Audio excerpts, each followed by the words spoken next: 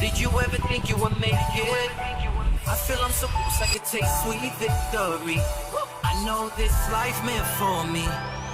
Yeah, why would you bet on Goliath when we got Bet David? Valuetainment, giving value's contagious. This world of entrepreneurs, we get no value to hate it. How they run, homie, look what I become. I'm the one. Today. Right out This the is what gate. it is. Out Okay, of the good gate. morning. Episode 318. Home team today with Tom, Vinny, and K-Von.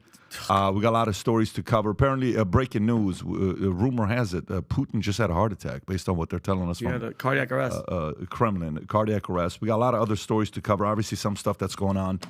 It's not slowing down. Did you mention, but Adam not being here? Like We he don't had wanna gender talk about reassignment that. surgery. We don't want to talk about that. He's going to come back as a strong woman. Why'd you want? Let him make that announcement. Let him make that. It's a she. He already had the surgery, Yo, Pat. So Adamina. Let him make the announcement. Well, it's a you little- just ruined it. I'm sorry. You made me. You just ruined it. I'm sorry. You took my chair for the new guy. Made me sit over here. That's right. Hey, And okay. Vinny are Sorry. just alike, so Sorry. you can't tell us apart. Tweedledee and Tweedledum. Jerome Powell is talking about interest rates. We got to go to Vinny to give us an update on that. I got you. People are wondering if it's going to move or not. We're seeing 30-year fixed mortgage rates right now at 8%. 8%, okay? Lowest ever home sales in decades. Least amount of refinance applications, mortgage applications coming in 27 years. 27 years, and it ain't slowing down. Obama warns Israel strikes on Gaza could backfire. Elon Musk's finances may crash Tesla stock to the ground. This is a New York Post story. Car payment defaults hits 29-year high as borrowing costs surge. Foreclosures continue to surge. Are they a threat to the housing market? New York Post story. Argentino's got to run off. Jon Stewart's show on Apple is over because of disagreement about China and AI. We'll talk about that for sure. Americans have to pay 52% more to buy a home compared to renting, okay? Adult kids are moving in with their parents to save money for homes. There's never been a worse time to buy instead of rent. Wall Street Journal. I know a lot of realtors don't like this article. This is like realtors kind of skip through this. You know how you're kind of going through the article? No, skip. No. Yeah, you don't. This is that one article you don't want to read or you don't want to. Swipe right. But it's out there. You may want to read it. As an insurance guy, I always read the articles I don't want to read to see what's going on with the industry. When it was regulation, there's never been a worse time to buy. Worst time. Ever. Remember you were asking us a year and a half ago when this time, and I kept saying. You said 12, 36, and wait. So it's still wait. Assyrian word is what? Spud. So what you're saying is still wait. Halas spud. Oh, great. Halas spud.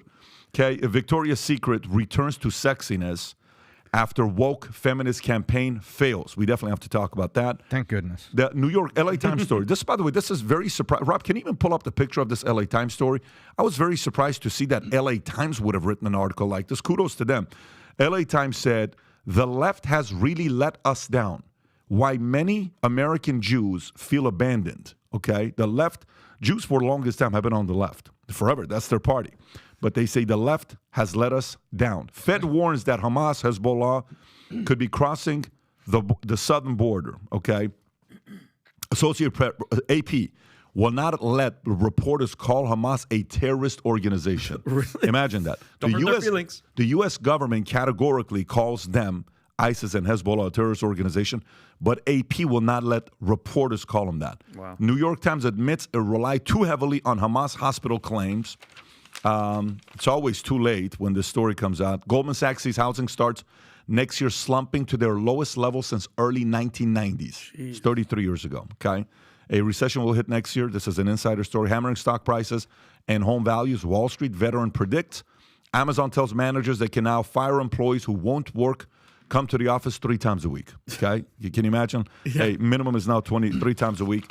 Women, 25, sparks fierce debate after branding college as a scam, and new detail in Obama's death comes out. Personal chef raised questions. If we have to add a couple other ones, Jada Pinkett confirms she had sexual experiences with women before deciding I love men. What a as if she can't disappear enough. More and more stories comes out. She's selling something new. And we're guilty for bringing it up. Yeah. And some stories came up about George Floyd. So before we go into these stories today, folks, I want to get into business. And before I do that, I want to give a shout out to somebody. So Saturday night, we had a great time. You and I, Romero. Jen, Romero, we went and spent time with Romero Brito. Thank you. What an amazing experience. Phenomenal guy. Love fantastic. him. I love 60,000 square foot castle, all that stuff. Loved him. For those that don't know who he is, if you can pull up Romero Brito so people know who he is, he's like the modern day Picasso most famous artist from Brazil. Okay? Amazing. And his work is everywhere. His work's been sold $4 billion worldwide. I mean, $4 billion. $4 billion. That's a lot of money right there. Yeah. But then afterwards, we went to dinner at Prime. I kind of want to share this with everybody if you're in business and you're wondering about how to get, I had a conversation with one of my friends the other day. We're getting closer and closer. Will Gadero, Unreasonable Hospitality from 11 Madison. He's the guy that took 11 Madison to the number one restaurant in the world. And I've recommended this book, Unreasonable Hospitality, to everybody. Mm-hmm. We're at Prime the other day, 16 of us. We're having dinner, Prime Steak in Miami. Food's great. Jane took us out. Everything's good. We're done. We've been there for 3 hours. We want to leave. I'm outside. I'm like, babe, where are you guys? Where are you guys? Babe, you won't believe what's going on. What's going on, babe? You will not believe what's going on. Babe, tell me, what is going on? Mario then calls me. Like, what the hell is going on inside? Oh, you already tried to... I'm trying to figure out what is going on. And then they said, the waiter's not allowing us to pay the bill. What? Keep in mind, this is a $3,000 bill. He's not letting Jen pay the bill, okay? So Jen is sitting there like calling me saying, what do I do with this? I said, what do you mean, what do I do? Mario's like, no, he's not taking a credit card. He paid for it with his credit card. The waiter did. The waiter. Phenomenal service. Guy's name is Jesus Gonzalez. Stud of a guy, the way he gave his service. I went up to him, talked to him. He was emotional, saying how much the contents changed his life. But for me, when I hear a story like that, and this guy's now a real estate agent with Compass, so I want to give him a shout out. Mm-hmm. If you are in the Miami, Coral Gables, Coconut Grove area, and you're thinking about buying a property, Rob, let's put his number down. We got permission to put his info at the bottom. Okay, I'm going to text you this. I want you to put this in the chat. This is what's called unreasonable hospitality and not expecting anything in return. He didn't ask us to do this. I'm doing this. We got permission to share his information. Whether it's giving him love for what he just did on Saturday night, and he's in tears telling me this, how much context, that's his contact information. Put the link below for anybody that wants to find it. If you want to help someone, their career get off the ground, he's been in hospitality. He was an amazing, gave us amazing service on my birthday, such a phenomenal service that he gave me. Give this man a shot. Worst case scenario. Send him a text, give him some love. What a that he got a shout out on today's podcast. So proud of him, and I love hearing stories like this. When people take their game to the next level, he didn't have to do this. $3,000 is a lot of money to pay for dinner. I was just gonna say, Pep, just really fast. So he served you guys, and then his thing was because he's watched your content and you've helped him get to the next level that he was. Valuetainment content is what he says changed my life. Wow. Okay. I love people like this because they have the fabric of what Valuetainment stands for. The values and principles of what we've talked about for the last 10 years. That's what got this guy to do what he did. Respect you, Jesus. Give this man some love. If you want to do business, you're trying to buy a house or do something, contact Jesus Gonzalez. Now's not a great time to buy a house, but in 6 months to a year, he's going to be paying dividends. He's going to be doing well with that. Regardless, this is a guy you may want to stay close to. Okay, so let's go through a couple different things that we got going on right now. I want to start off with Jon Stewart's show. Jon Stewart, this is a CNN story. Jon Stewart's show on Apple is over because of disagreements over China. Now, this is a CNN story, folks. This is not any other story, but it's a CNN story. Jon Stewart's show on Apple is over because of disagreements about China. His show, The Problem with Jon Stewart on Apple TV, will not return for a third season, with Jon Stewart and Apple executives agreeing to part ways. Stewart disclosed that Apple had reservations about topics he planned to address in the upcoming season, including China, Israel, and artificial intelligence, telling his staff the company had concerns about the subject matter. Despite initially granting Stewart's creative control over the show, tensions mounted as Apple began to exert influence over guest choices and show content. Stewart expressed his frustration to his staff, stating Apple was pushing back on the show's guest list and show subjects. The cancellation raises questions about the impact of Apple's extensive business interests in China, which accounts for nearly a fifth of the company's sales and its fastest growing region. Tom, when you read this article, what do you think about? Here's what I think. So, Apple's trying to sell more stuff, and the more stuff they're trying to sell, now the Apple Watch has popped up, and what have they introduced lately that's really popped up? the Vision headsets. They really haven't started yet. So they're trying to sell more stuff, and Apple TV is what they're trying to sell. And to sell more Apple TV, they want unique stuff. So they went out and overpaid Jon Stewart to be there. That was the formula. So step one, overpay for talent on Apple TV. Do you know what they paid him? Do you know his contract? No, not offhand. Okay, keep going. I'll look for it. Rob, if you can keep looking for it. But it was big when you take a look at where he was or where he was going in Apple TV. So step one, overpay for talent, such as Jon Stewart. Step two, dive under your desk as he starts talking about AI being bad, China being bad. Sir, that's our largest manufacturing base. Sir, that's also the market we're trying to break into. He said it again, sir. What do we do? Step three, fire his ass. Step four, dive under your desk again as he starts talking to the New York Times and New York Post and other things about what's going on. And so, if you're Apple, you need to understand that if you're not a media company and you're not set up to do this, then you can't do this because everything from freedom of speech to comedians are going to be comedians to Jon Stewart had a wide political lens that he had woven into his comedy. And so what do I see here, Pat? I see here a manufacturer, the first $3 trillion market cap company in history, trying to find new revenue streams. And when they get into programming in a media company, they're finding they get hamstrung by all these collisions. How much did Apple lose in the last 4 weeks, Tom? How much valuation has Apple lost in the last 4 weeks? You told me this yesterday. Yeah, $320 to $360 billion of market cap loss. But by the way, I don't know if you heard that. How much did you say, Tom? $320 to $360 billion of total company value. And Rob, find out what the value of Snapchat is right now. Real quick.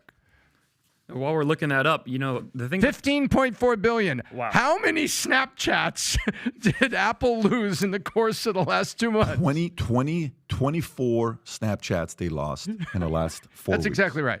They lost 24 Snapchats in the last 4 weeks. Go for it, K-Von. Well, I was thinking that Jon Stewart, his model is like 10 years old.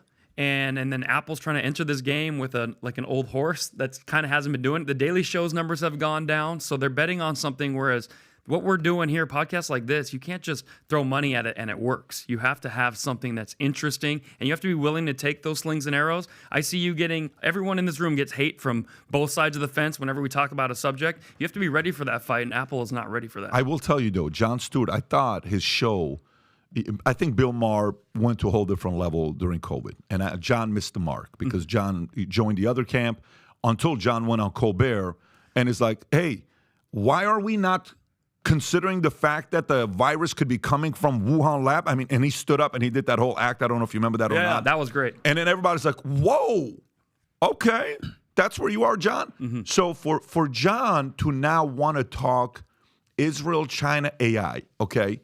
So look at Apple. 3 things they're concerned about. China. I think Apple sells more iPhones in China than they do in U.S., if I'm not mistaken. I think China has 24% of market share of China and 21% here. Can you look up the numbers, whatever the market share percentages are, on how many iPhones? I may be wrong with the 24 and 21. They've been climbing in China. But China recently said their government employees can no longer use an iPhone. They're worried about it. Tim Cook is trying to kind of juggle the transition from making phones in China to India. I'm sure China knows it's public information now. So it's not like China's sitting there behind closed doors saying, look, this guy's not on our side. If they could take their phones out of here, they would do it in a heartbeat. So they're going to put iPhone over, Jon Stewart. Of course. They're going to put iPhone over, they got to protect China over John. AI, they're doing over John. Israel, you got to be careful because you don't want enemies. Everybody's your customer. But is John going to find another job? Is John going to do another thing? Here's what I'd love to see John do. What if John decides to go independent? John says, you know what? I'm just going to do it my way. I'm just going to go do it my own way. Kind of like Tucker's been doing it recently. How about if I go do my own thing that I'm doing here? If he does or he doesn't, I think he's got the talent to be able to do it. Will he go to the Bill Maher direction? I don't know. I still think Jon Stewart's a necessary vote. I first of all, Pat, because I don't see 100% eye to eye with him. Those moments on that show, I gain some respect. I got respect for him too because, K-Von, you know this as a content creator. When you have creative control, Pat, that means I get to put whatever I want on. The fact that they're like, hey, listen, China, you can't. And then he said no, and he's probably out. I respect him.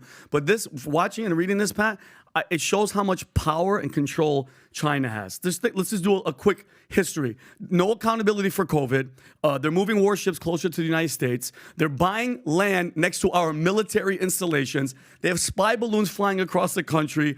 And that just goes to show you how much of a threat Trump was to them because he was trying to hold them accountable. And then think about this, Pat. Even if you talk bad about China, remember John Cena said something about Taiwan or something? Yeah. He came out and spoke in fluent Mandarin and was like, I'm sorry. apologized. And bowing down to these people. Right. And it's like that just goes to show you how much control and how much power China has over us. China sends students our way. China has a TikTok for us. They won't even let their own people on that version of TikTok. Go figure that So one check out. this out. I want to share this here. Rob, can you pull up this link? I just found market share of iPhones worldwide. This is very important to see because Here we go. their iPhone 15. I got the iPhone 15 right here. How is it? And I didn't upgrade last year because the only reason I don't upgrade is so annoying. Every time you have to redo all your passwords. And I have like so many different passwords. The transition is still very annoying when you're going from phone to phone. It's still not as smooth. Your trans phone. I got it. It's not a Anti-trans. You're trans. So I'm anti-trans, transitioning from an iPhone 13 Got to it. 15. Although Got it was it. very handy yesterday, it gets so hot we actually made ramen noodles with it. Really? At the office. Yeah. with Watch the this iPhone. here. Go a little lower. Go a little lower where it allows you to see all the countries. Go a little lower. I was just on it. Keep going. Right there. Okay, so North Korea market share. Wow. What? It's kind of weird, right? Wait a minute. Android market in North Korea is 0.5%, but Killing it. Apple has 99.5% of North Korea. Did you even know this? The preferred phone of Kim Jong-un. I did not know this. North Korea, only 17 people are allowed to have. Yeah. So that's a good point. 2 people. Monaco 69. Keep going. U.S. is like at 56%. Go lower. U.S. is where? Right there. 56.5%. Saturated. 50. Okay. But watch this. And then Android is 43%. I did not know 43% of Americans use Android. Honestly, I had no clue 43%. Can you run a quick poll to see if our audience is more Android or iPhone? I'm actually curious. And if you go lower, you know where China's at? China is at 24%. Go lower. What? 20. Whoa. It should be around 24. Right there. 24.32%. Are you serious? Oh, by the way, that's 24.3 on 1.5 billion. Right. Dude, that's a lot. That's America. Okay, so think about it. 24.3%. Right? Android's at 75.3. So, right. Yeah. So Android's crushing iPhone in China. That's crazy. 75%. And they're not putting Huawei in some. Huawei is mainly Android. But 25% Why of do you think, Pat? 1.5 billion Is what? is still 375 million. America is at 50%. So they got 150 million customers here for, what do you call it? 375 million. Of course you have to be They protected. would have of China 110% with Jon market Stewart. share in America with that number. And, Right. Yeah, you know what's you're right. crazy? And this may sound strange. I actually like Tim Cook as a CEO. Yeah. I think Tim Cook is a decent CEO. And I would put better than a decent CEO. This guy took a company when Steve Jobs died at $100 billion. He took it from $100 billion to $3 trillion, lost $350 billion last 4 weeks. Yeah. But I think he's done a decent job. I think he's trying to balance something that's going to juggle something that's going to be very hard, transitioning outside of China to go to India. That's not easy to do. That's right. And you know what? I think that's probably what the problem is with the iPhone 15. It's the overheating. It's the curry. So it's, Dirty comes out in a hurry. Which, by the way, I love curry. I've been to Mumbai. I ate at the same place every day for 5 straight days when we were in Mumbai. Shout out to the curry in Mumbai. And really quick question though. So this problem with the overheating, Yeah. is that something that you guys are gonna have to return your phones and get new ones? Because that's a major issue. I don't know if they've ever done a recall. I don't think it's like cars to do a recall. But That's if you embarrassing. remember what happened a few years ago when Apple took off, Android took a lead on Apple. Yeah. When all of it, the biggest advertisement Apple ever got, where it took their business to a complete different level with market cap exploding, is when Android started exploding. Exploding, yeah, And on phones. flights, the flight attendant would say, if you have an Android Galaxy, Shut it off. please shut it off because of what's been happening recently. Apple ran with that. Oh, my Their God. whole campaign was, you can a trusted phone that doesn't explode. Yeah. right? Yeah. But, So terrorists love Android. but Android, official phone of the month. if this thing, the official phone for a month. This phone is the bomb. yeah, literally and figuratively. All right, so funny but not funny, but time to Funny, understand but- what you're No, saying. that's it. Too soon? All right. Apple's not going anywhere. late. $2.7 trillion company not going anywhere. But it just goes to show you, if you're going to get into media and you're going to give your talent creative control, that means you have no creative control. Lesson learned. I think like I'll have a conversation with Vinny. and our creative control is my dad, by the way, with Vinny. Yep.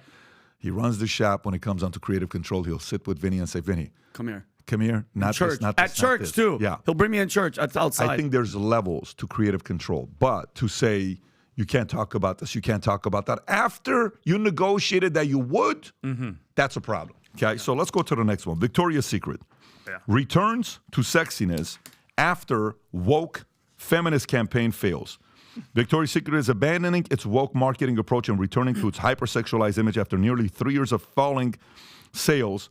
According to President Greg Eunice, the brand is refocusing on sexiness. Interesting. I wonder why.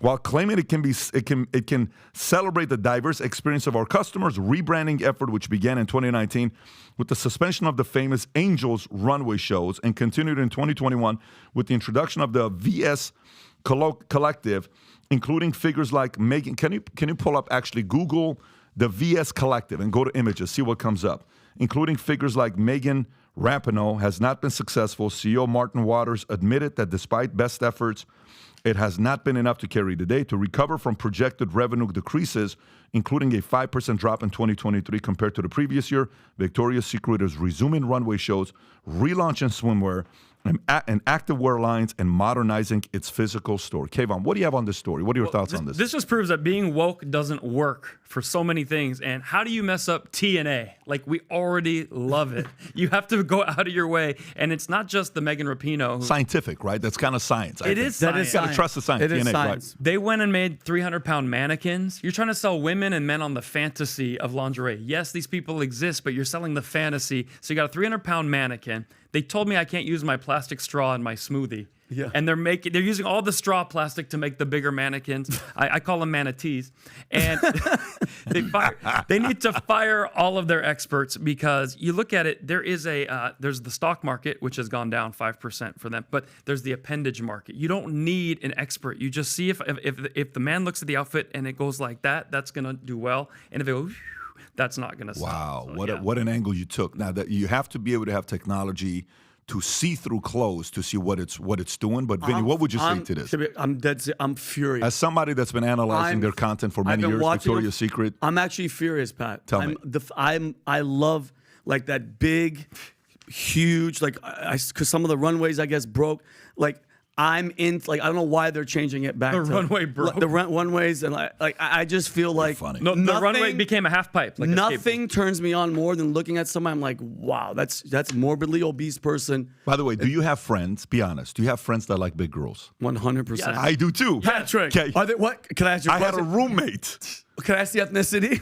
Are they Middle Eastern or are they black? I'm not even going to tell you. Okay, But I'll because tell you. my guy is Middle Eastern, and he's a good-looking, Okay. handsome guy, and he's So like, oh I my have friends who like big girls, Yeah. and they're across the board. Now, most of the time when people will say guy that likes big girls, they're also big or they're not handsome or something like that. But believe it or not, there were some very good-looking guys that preferred big girls. Yeah. Okay. Now, to each his own. Yeah. One liked super big girls. Okay. Where it was just and by the way, he was my roommate in the Army. So you have to see these girls. See here. Are you kidding me? Like, I would say, it's 2:00 in the morning, buddy. Take a break. But Oh, no, my look, God. you know what's the best thing about what's going on with Victoria's Secret? Okay, Victoria's Secret was a good buy 3 months ago. Somebody should have bought Victoria's Secret 3 months ago. Maxim just came out with another woke thing. Did you see about what Maxim just came out with? Maxim magazine. Just type in Maxim magazine woke, and you'll see if you type in Maxim magazine woke. Zoom in a little bit. Why Maxim? Go ahead. In the top 100, right? The top 100 hottest people. You know who's in there? Margot Robbie's in there. But you know who else is in there? A trans man is in their top 100 hot list. Transgender woman is a top 100 hot list. By the way, Maxim magazine is a great buy. Do you remember when Maxim magazine used to be 300 pages with beautiful. high quality content? It Amazing. was sick. They were selling sex. They were selling it to the young 24, 25-year-old, 30-year-old, going out there, lifestyle. It was like one of those magazines loved it. everybody wanted to buy. And then all of a sudden, boom, they go woke, okay? So Victoria's Secret, I'm glad, by the way, that's one of the top 100 best-looking women in the world. Wait. No, I'm telling my that's God. according to Maxim.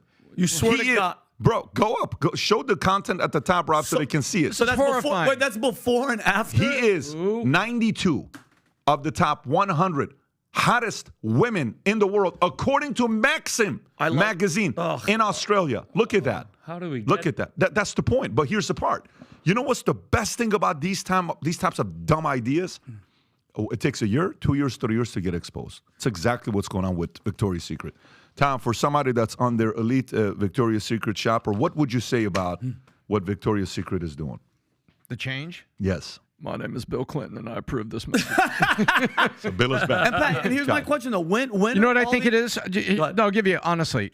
From an entrepreneur, just a management standpoint, they let themselves be swayed by the mob, not by the data that they knew about their products, not what they understood. They let themselves be swayed by the mob. And they just took an economic holiday that is actually left, to use a BizDoc phrase, that has left them worse than they found them, that left their own finances worse than they found them. So there's the consequence. You bow to the mob, you don't do what's right for your customer, and you're going to wake up one day, that mob isn't going to help you move your stock price back up. That mob doesn't care about the losses you got. That mob doesn't care what you're enduring. They're just going to go out and try to intimidate the next one. And that's what I think. But Pat, but here's my question, Pat. You're a CEO. You own multiple companies. PHP, huge company. I don't understand how they allow this woke. Like for instance, Bud Light did the Dylan Mulvaney, billions of dollars, right? Target, they were going after the kids, sexualizing kids. Bud Light supposedly wasn't top down. Supposedly it wasn't top down. It was the independent marketing group that was for Bud Light. There were VP levels. They had authority, and they took this step, and they stepped in it. But Tom, my point is I don't know about that, Tom. Tom, somebody has to know. Let me give you my thing here. Everything rises and falls on the leader. Okay, so as much as you and I met him, we had a conversation with him. The CEO was a former CIA agent, former Marine, stud of a guy, went to Harvard. Smart guy, had a very good conversation with him. And I told him to his face when I spoke to him, how do you not know a marketing campaign like that? You do. And you mean to tell me you empower everybody to make those decisions without running that big of a campaign, that controversial campaign through you? I'm sorry. If you didn't know about that, then you're not fit to run a company that big. Exactly. You have to have leaders that know these are the things that are the no-goes. When it comes, for example, you know what I would do? Here's what I would do. So, I would take the angle of saying that, you know how when we first raised our capital, the first capital we raised, the second one, $10 million we raised. Hey, anytime you are making any kind of decisions above $500,000, guess what? What? You guys have to know. Give us a call. Yep. Okay? So what do? We never called them. Well, tell them what that meant. Tell them what that meant. You didn't hear what I just said, Tom. No, I did. No, you did not hear what I said. No, of course they know what it means. It means every time you're making a purchase over $500,000, give us a call to confirm. So, of course, we call them every single time we'd have that friendly conversation. Well, most of the time. But here's the part. The point is, we would call, and we would say, hey, we're going to do this. It's going to cost $2 million. Okay, tell us the number. Okay, great. We're going to do the $600,000. Great, no problem.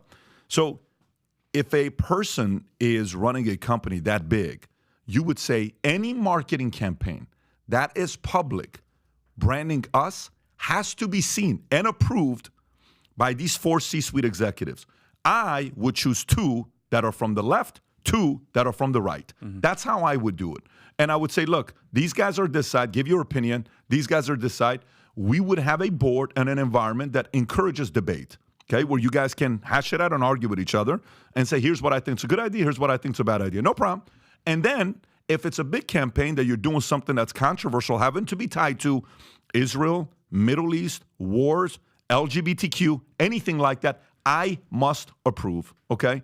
So I'm not convinced Anheuser-Busch didn't know about it and they just kind of went through it. And if they didn't, I think it's mismanagement of something like that cost them $30 billion. But go ahead, finish your thought. I'm just curious. It's still Pat, costing. It has not bounced back. It's not going to slow I'm down. just curious, Pat, because when is the left going to realize your woke shit doesn't work? From the Bud Light, from the Target to defund the police, they're batting 0 for 1,000. It's like, at what point, Pat, are they going to go, okay, guys, no, I don't even want to hear any of your stupid shit. They're not winning at all. 0 wins, not even a hit on base. This isn't their playing field. They don't care. No. They're not trying to win here. But trust me, common sense always prevails. But before common sense prevails, a lot of people get destroyed. This isn't anything new. How many people do you know? Like, I've seen guys that would have been giants with us in sales in the insurance industry or even here, they would have been giants, okay? They chose a short-term girl over their career. I've seen girls that would have been incredible. They chose a short-term 6-month fling thinking he loved her, but it was just a fling. He wanted just one thing, and then she fell in love, ruined her career. And eventually, 3, 4, 5 years later, they said, I was wrong, and common sense prevails. But that guy stole 5 years of his life. That guy, 5 years of her life, or, she stole 5 years of his life. This happens. We've been guilty of falling for this trap many times. So common sense prevails. But I want to go to this other story that has to do with this. Okay, we live in the great state of what? Florida, right? Florida. Ron DeSantis, okay, has done a phenomenal job. But obviously, he's being targeted. So watch what's happening with Florida insurance premium that everybody is talking about. Rob, if you can pull up the logo at the top so we can see it's Newsweek. So this is a Newsweek. Zoom in a little bit more so they can see it. There you go. Newsweek magazine. Florida residents flee state as insurance premiums skyrocket up to 900%. This is a topic of discussion across the country. A lot of people right now are trashing and bashing Florida and DeSantis. Let's go a little bit lower on the numbers, okay? So for years now, the sunny, vibrant state of Florida, a magnetic destination for many Americans, a phenomenon which has been driving up demand for housing, especially during the pandemic, as well as home prices. But while Florida was the number one state in the country that people moved to in 2022, it was also the number one with the highest number of residents wanting to relocate according to self-storage. According to the U.S. Census Bureau, an estimated 275,000 people left Florida in 2022, nearly 23,000 people every month. Most, according to the Bureau, relocated to places like Georgia, 47,000, North Carolina, 42,000, Tennessee, 36,000, South Carolina, 31,000, Texas, 30,000. Somebody would read this article and say, oh my God, Florida's losing it all. Go a little lower, go a little lower. The part about $1,700 versus $40, right there. Homeowners insurance premium have tripled in the state of in the past 5 years, with residents currently paying on average of $4,200 per year. The national average is $1,700. By the way, this is an accurate number that they're talking about. Some insurance premiums have risen about 9 times what they were in 2022. Oscar, chief executive of NSI Insurance, told WSJ Wall Street Journal, with multi-million-dollar homes generating premiums costing as much as $600,000 a year. I know on what these numbers are because I'm kind of going through this. Yeah. However, here's what I want you to do. If you go to the top where it says how many people have left the state of, the state of Florida, when you read that article, what is your immediate reaction? What do you say? You say what? Oh my gosh, I'm being spun. 23,000 people are leaving Florida? I thought they were moving to Florida. That is terrible, I guess right? The other news was wrong. Yeah, and then you actually go to the U.S. Census Bureau to verify, see this number. And then this is what U.S. Census Bureau says. Rob, I just texted it. Fact check. If you have it. This is called a fact check, Pat. Pull this up. No, but the part is that media not telling the entire information confuses people. Of course. Okay? Totally confuses people. This article is telling you, oh, Florida's like California now. People are leaving Florida. Right. People are leaving Florida. Pull up the article I just sent you, Rob, if you could. It's in the link. This is, by the way, the level of manipulation on how they're targeting the Ron. Listen, I call that Ron DeSantis a lot. I'm not sitting here saying I'm 100% supportive of everything he does. Their camp probably wouldn't look at PBD Podcast as a pro Ron DeSantis camp. No. But here, when you're targeting a guy that's done a phenomenal job for his state, the entire story needs to be told. Go all the way to the bottom to look. Okay, the domestic net migration by state, that's the number. Mm-hmm. The number you're looking for is what? Net migration. Go all the way to the down that it gives you the plus minus. Keep right there. Right there. That's the number. Look at this. 3. The number one state in 2022, net migration is what? 318. 855. You know what this means? You know the number Newsweek says is 275? Yeah. That means if 275 left, you know how many came? Here's what this means. It's called 275 plus 318. Here we go. 600,000. Here we come. 593,000 moved here. That's $50K a month, but 23 chose to leave. The net is 318. That's why you always look at the domestic net migration. What's number 2? By a mile. Another great state, Texas, 231. Then it's the Carolinas, then Tennessee, Georgia, Arizona, Idaho. What do you notice there? Red states are attracting people. Now go to the bottom. Who do you think's all the way at the bottom, by the way? Go all the way to the bottom. All the way to the bottom. There it is. California, Oh, minus no. 343. Bro. Holy shit. Minus 3. Then it's who? New York. Then it's who? Illinois. Then it's who? Jersey. Then it's who? Massachusetts. Blue. Wait a minute. By the way, and New York, where the Newsweek is located. You know what you and I have in common, Tom? Let me tell you what you and I have in common. I want you to think about if a man, okay, had the privilege, okay, the satisfaction of having been with Marilyn Monroe, Elizabeth Taylor, and Sophia Loren. He can expand and speak on their different styles Of course. in the bedroom. Yes. Marilyn Monroe was like this. Sophia Loren liked the pillow like this. Elizabeth Taylor liked XYZ toys. Whatever, you can kind of expand on that, right? you. All right, so check this out. I lived in California for 20-something years. I lived in Texas for 5+ years. I've been in Florida now nearly 3 years. January, it'll be 3 years that we've been here. So I know California, I know New York, I know Texas. Texas, phenomenal place to raise a family, to have your business. It's an incredible place. Some of the places they're trying to turn blue. Austin's getting blue. The homelessness problem in Austin's a real problem. California is still a shit show, okay? People are leaving. Companies are leaving. Parents are leaving. They're sick of what's going on in California. And when you look at the great state of Florida, what do they keep doing? They keep attracting. They keep standing up. Do you know what DeSantis just said? He said if Biden chooses to take refugees from Gaza, he says, you know how many people can come to Florida? This is how many we're going to take. This is how many we're going to take.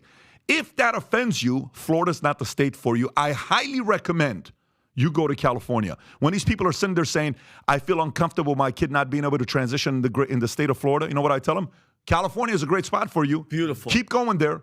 And remember when we were in California, I don't know if you were with us, right? We went to the debate. Did you go? You didn't go to Ronald No, Reagan. I wasn't in Cali. We had a big debate at Yoshinoya with this one guy that pulled up to me saying, I love your content. The only thing I don't like about you is the fact that you bash California. We had a 30-minute conversation. I said, sit down, let's have a conversation. At 11:30 at Yoshinoya, okay? Now we're having this conversation. Don't ask us why we go to Yoshinoya. I secretly love Yoshinoya. Yes. Takes me back to being 14. The wings are great. Yeah. What's the moral of the story? Here's the moral of the story. When people show you numbers and data, unpack the numbers to see really what's going on. When I saw these numbers, you know what I noticed? Watch what happened here. You know what insurance company just left the state of Florida? What insurance company just announced they're leaving the state of Florida? A company called Farmers. What? They left the state of Florida. So now everybody's saying, Farmers left the state of Florida. Yeah, they also don't do business in Hawaii, in Maine, in New Hampshire, any of the, what do you call it? Coastal states. And even in California, they're regulated, right? Mm-hmm. But this article, no one looks up and sees what other places Farmers left. They left this. And here's what people don't realize. You know who's the first person that signed the UN agreement to make more companies follow the ESG, environmental social governance? You know who was the first company that signed it? Who? It was Farmers. Oh, weird. And you know what Jimmy Patronis called Farmers? The Bud Light of insurance. Oh. They're about to be the Bud Light of insurance, Anheuser-Busch of insurance. By the way, the reason why I didn't even have plans of going into this story. Yeah. When you guys talked about Victoria's Secret, automatically I saw what's going on here in the state of Florida. I thought we had to talk about it. Tom, do you have any thoughts on what's going on here with Florida? Wow, Farmers. So we are leaving. Bum, bum, bum, bum, Yeah, that's right.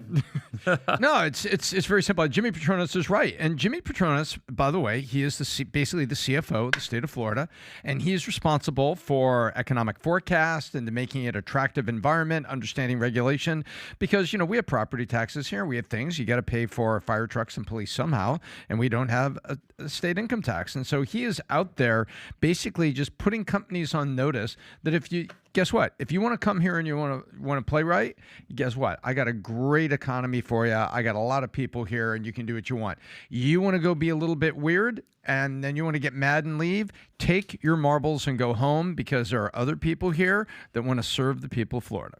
There you go. Okay, Rob, do you have any kind of the poll that we asked earlier about how many of our guys use Android versus iPhone? I'm actually curious right now how many people did the poll. Yes. So I ended the poll after we stopped talking about that, but we had 2,200 votes. 50% of the audience uses Android. Wow. 49% uses iPhone. Wow. You know what? I'm actually very impressed by that. The fact that how diverse and how close it is between the two. Mm-hmm. Because if you look, what do you use, Rob? Are you an Android or an iPhone? iPhone. Yeah, your iPhone. You have to work here. Everybody's you don't all- like those green bubbles. The green, right? The green's a problem. I In feel our like I'm interview better than process, those we say, people. are you green or blue? Yeah. Excuse me? Yeah. iPhone or Droid. Yeah. Can't do it here with Droid, right? Anyways, okay, that's good to know about the audience. All right, next story to go to. Let's talk about what's going on with real estate, okay? So to all our friendly real estate folks out there, you may want to skip this next part or just listen up on what's going on, because I've asked many of my friends who are in the business that are willing to be reasonable and give insight on what's going on. They're telling me it's going to be a rough 2024, but maybe we're wrong. Okay. There's never been a worse time to buy instead of rent.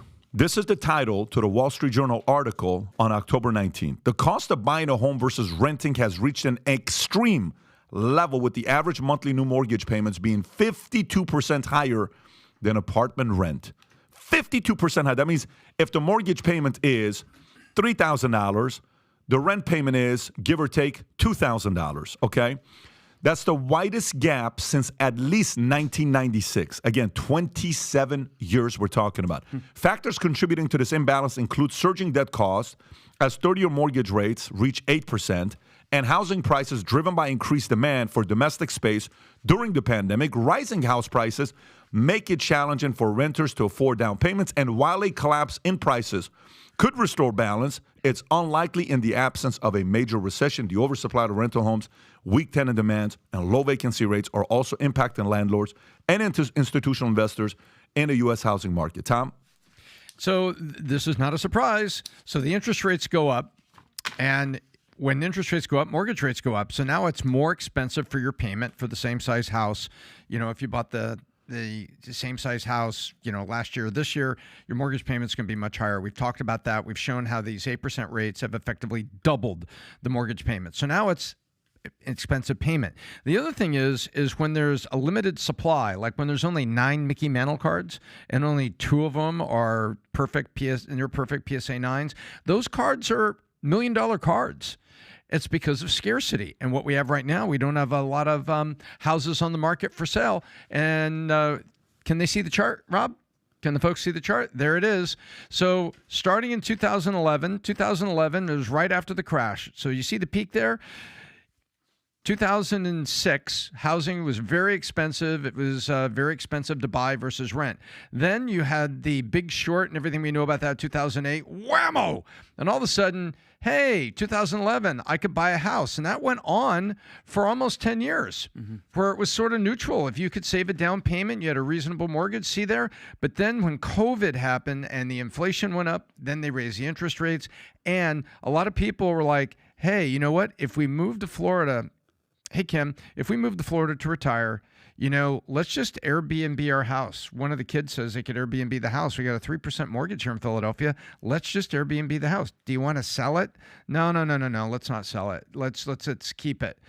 And guess what? That's what's going on. People are keeping the low mortgage houses they have. So if there's fewer houses for sale, it's just like when there's only 10 Mickey Mantle cards and everybody wants it. The price goes up. So now the homes are way too high.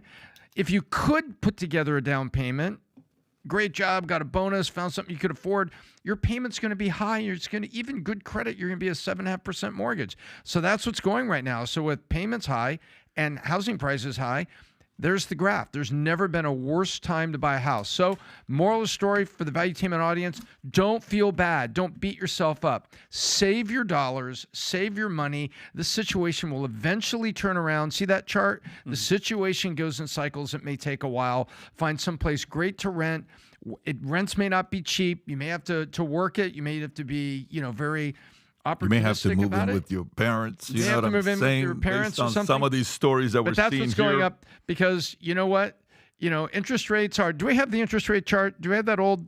Yeah, this is sort of the Victoria's Secret stock chart and the interest rate chart all built into one. I thought Rob had it here, and it was pull it up. there. It is. It's the pickle Oh. chart. Wow. So you can think of this as interest rates going up or Victoria's Secret stock now that they've brought the good girls back. So we bring back the pickle chart. So for a it's second. not slowing down when you're looking at this. But here's the thing. Okay, so last year I made a video about real estate taking a hit.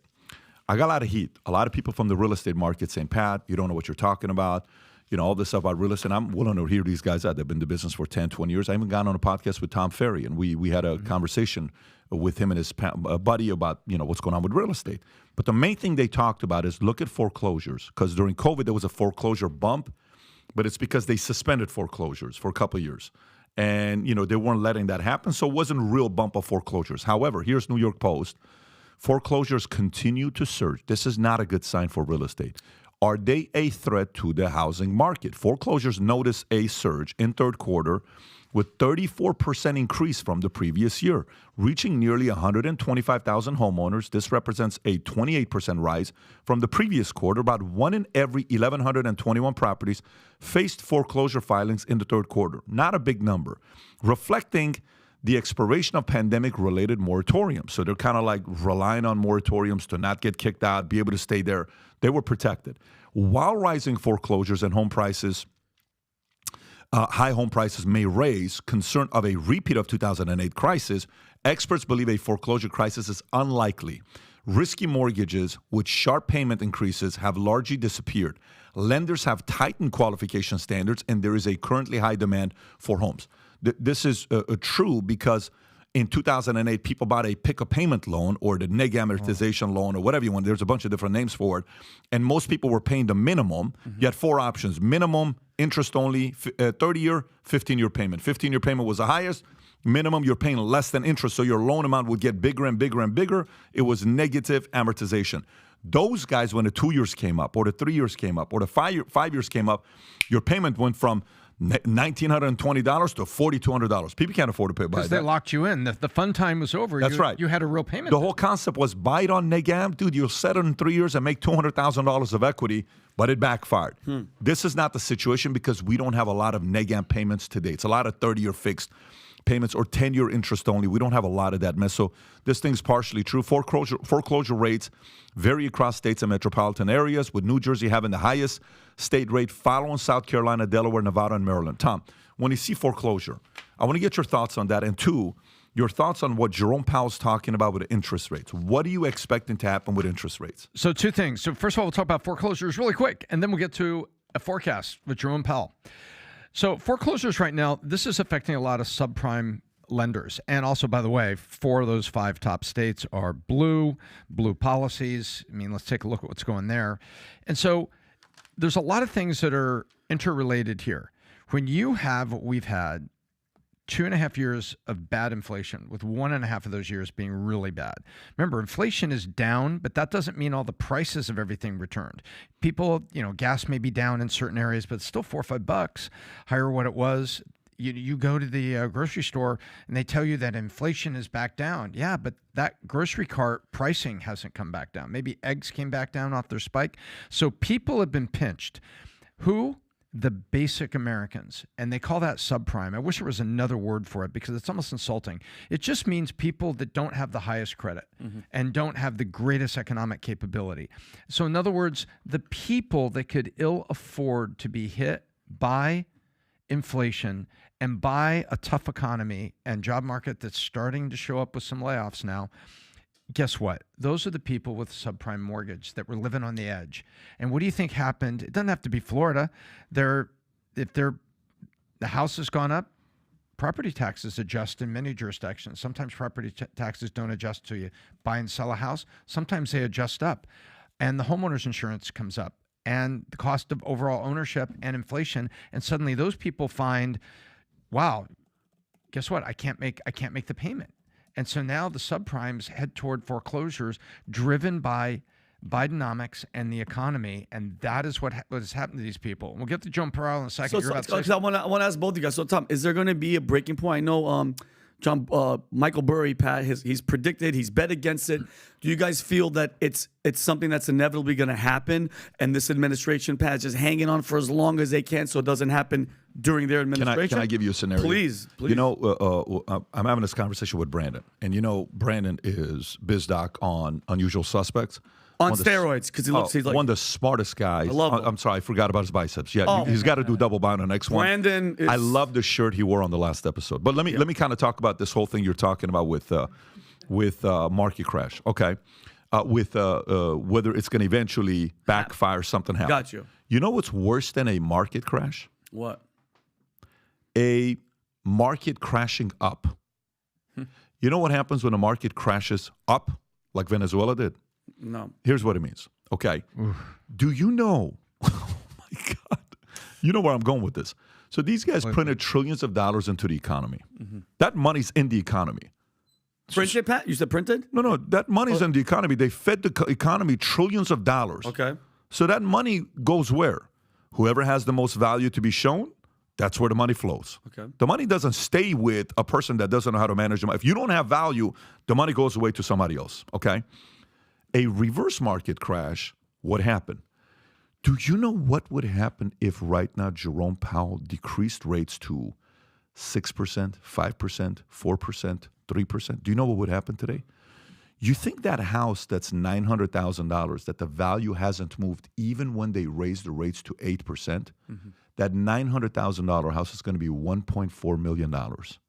If it goes to $1.4 million and Dow Jones all of a sudden goes to 48,000, you know what just happened?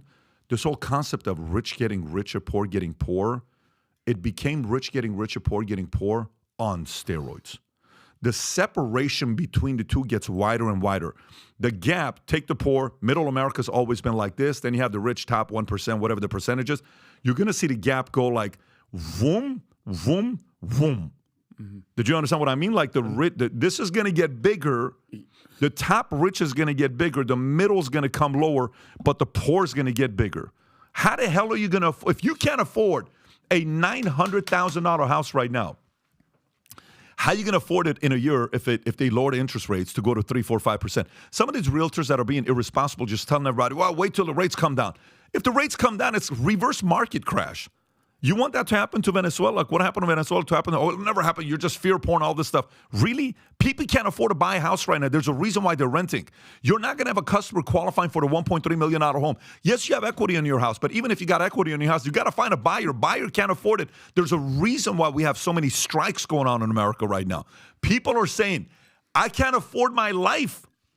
I can't afford a $900,000 loan. How the hell am I supposed to buy a $900,000, $600,000 house? So to me, when you're saying, is shit eventually going to hit the fan, essentially is what you're asking for.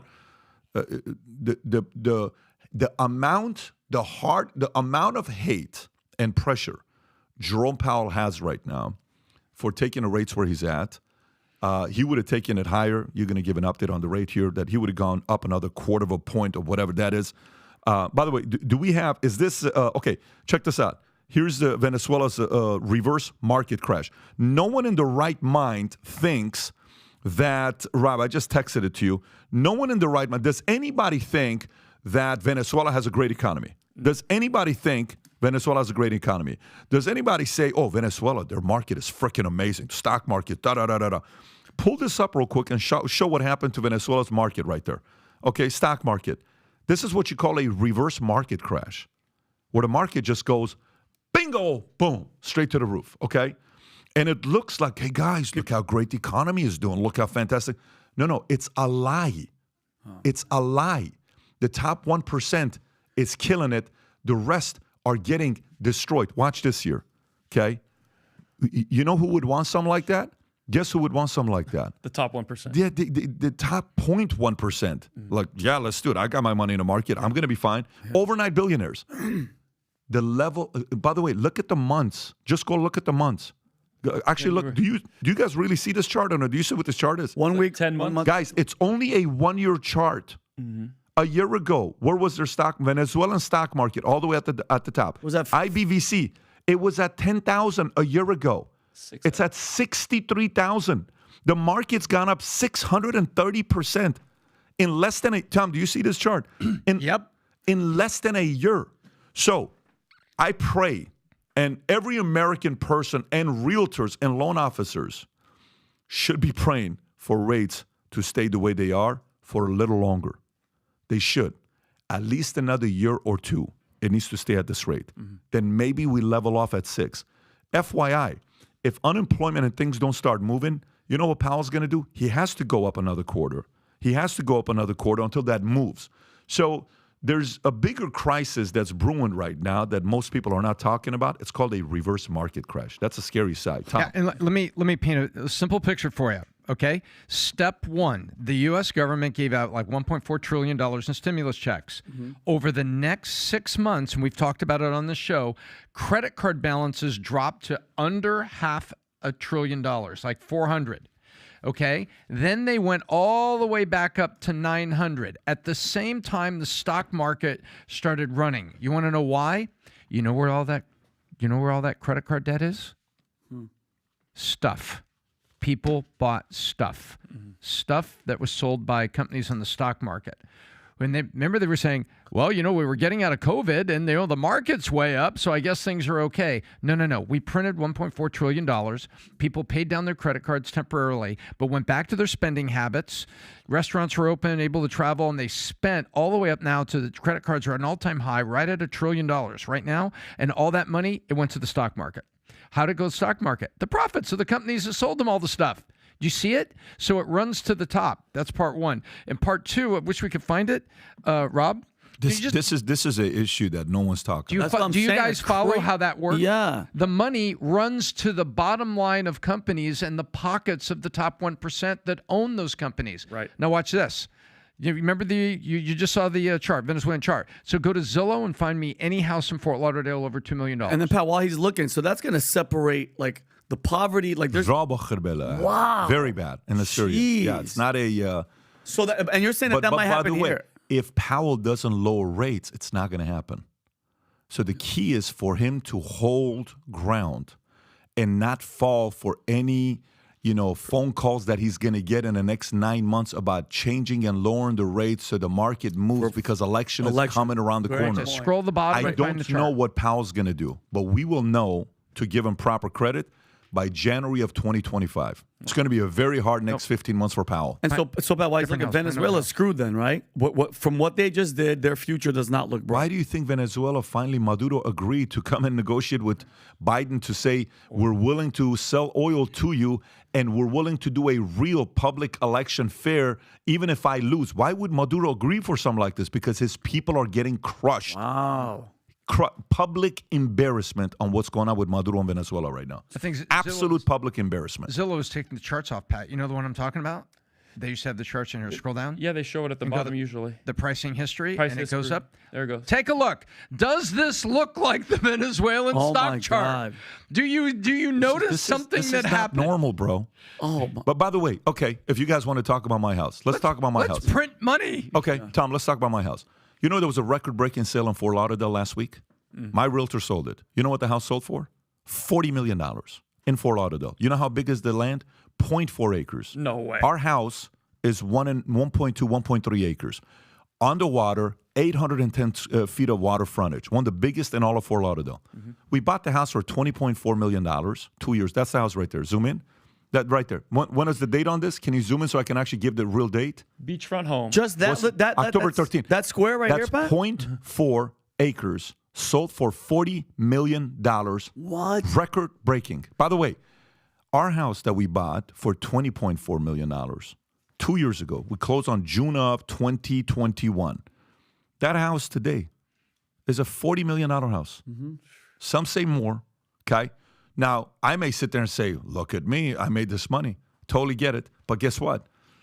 I want people living close to my community to have economic growth, because if people around you are having economic growth, your kids are in a safer community, you're doing better, you're not worried about going shopping, you're not worried about what your wife is doing, you're not worried about what your employees are doing, you feel safer. Yep. You want the people in your community to be doing better.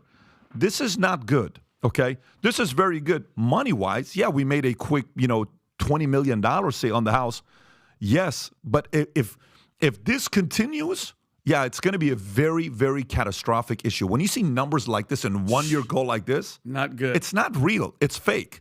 It's purely temporary, by the way. If this continues, your kids are going to live with you forever, and Vinny and I are moving. I'm going to move in. Guys, let's figure something out. Your garage is bigger than my apartment. Let's figure something out to do something like that. But no, I mean, to be serious, as much as, we're having these types of conversations, kind of like what's going to happen here, I just hope Jerome Powell and the establishment doesn't have dirt on him from his past with a girl or with a man or anything else or with money or with his kids or anything, to come to him saying, we have this on you, you better lower the rates. I hope that knock doesn't happen to Jerome Powell, because if it does, it'll be temporary market going up, celebration. Sugar high. It'll be catastrophic for the next 4 years. And speaking of 25 Powell, through 29 will be catastrophic if he lowers the rates. speaking of Powell, it sounds like he's doing something what I think is sensible right now. He's come out and saying we were expecting a Halloween quarter point and then nothing to the end of first quarter. That was all the Fed Board of Governors were all talking about the same things. They look at economic factors. Well, they don't want to spook the market. Another quarter point will spook the equity markets, the stock markets. They don't want to do that. And they also feel that right now inflation has not gone down to the 2% target they wanted it to go down to. It's fighting hard to stay at like 4%, give or take. So, but what Powell has said, with the war, with uncertainty, with a lot of things on there, I'm going to have a rate increase pause. And everyone on the Fed board seems to say they're going to go through fourth quarter. We're 1 month in the fourth quarter now, almost November, and through first quarter. So we're going to get to the end of first quarter, because the end of first quarter is when you see how good Christmas was, how good was spending, how good was all that, and take a look at how it's going. So what they're saying is, I have given you the remedy for your food poisoning. Now you just have to kind of wait it out. You know what I mean? You have to wait. And talking about waiting to the end of the first quarter. I think that's sensible, because I don't want volatility. What Pat is talking about is volatility, and it runs in two directions. Yeah. Crash, ha ha, on the rich, you lost everything. Yeah, well, so did your 401k. So did other things that are going on. And now it's near impossible for you don't to want buy that. that. Yeah. You don't want it. No. You know, it's easy to laugh at the risk. What are they going to do? Print another $1.4 trillion? Get ready for $16 eggs.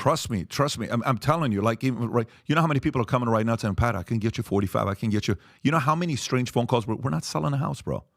But the way to capitalize right now would be to sell, sit on cash, rent, 2 years later come back, buy, kind of like play that game. Yeah. No, we but so and then the when you're talking to your investment bankers, we're talking to your money managers. It's like, okay, do you go equity? Do you not go equity? You're talking to your peers. Okay, if you go equity, rates stay high, unemployment takes a hit, recession comes next year. Equities could get destroyed the next 12 months, could get destroyed the next 12 months. But if you're not in equities, Jerome Powell lowers the rates and it goes to whatever, 4%, 5%, Dow's going to go to 41,000, 42,000, potentially within 12 to 18 months. Yes or no? It'll go like this, skyrocketing, okay? So then your risk is, do I stay in the market? Do I not stay in the market? Both ways, it's risky today. There is no path to look at, because we've never experienced printing the kind of money that we did, going through a pandemic that we did, going through working from home shit that we did, going through 2 wars that we got going on, one of them being so unstable. This is like, there is no financial analyst that knows the right investments to make today to weather whatever is possible, capable of happening in the next 3, 6, 12 months. So what do? You put a little everywhere, and You just have to wait. do that. You have to do that. You have to own a little bit of gold, okay? This is not a sponsorship. I just tell you, the best sponsorship is when I'm not doing a sponsorship. You have to own a little bit of gold. You have to look at what Bitcoin did. You know what Bitcoin hit? Have you guys seen what Bitcoin No, just it hit? gets right back up. Go to Bitcoin. Where's Bitcoin at right now? 30-something? Yeah, look at Bitcoin. Like, people are like, Bitcoin just hit what? 35,000, 36, 35,000. Well, Bitcoin was like go Go 6 to months or something. Go last year. Yeah, exactly. Yeah. Look at that. Hit 15,000. It's at nice. 35,000 now. And look how it's going up. Double. You know, look, BlackRock just bought. I think BlackRock just introduced Bitcoin ETFs. It's so unpredictable today on what's going on. The So danger. Sorry. Go ahead. you got. All I want to say is I'll give it back to you. You just got to make sure you're, the concept of diversification, normally is not something I would say all the time. Today, if you can predict the future and you're willing to go fully risk, which I'm comfortable with, then do that. You're taking a risk, because you could have a massive this or a massive this. But if you don't have that risk tolerance, your solution right now is diversification. Yep, and printing money is dangerous. And Pat and I talked about, and actually I talked about, I'll take credit for this. I thought the interest rates were going to go all the way to 10%. I said so. And they've made it to 8%, 8 1/8. As a matter of fact, last week they were actually 8 1/8, even if you had 670 credit, right at. Jeez. Right now they're about 7.5, 7.75.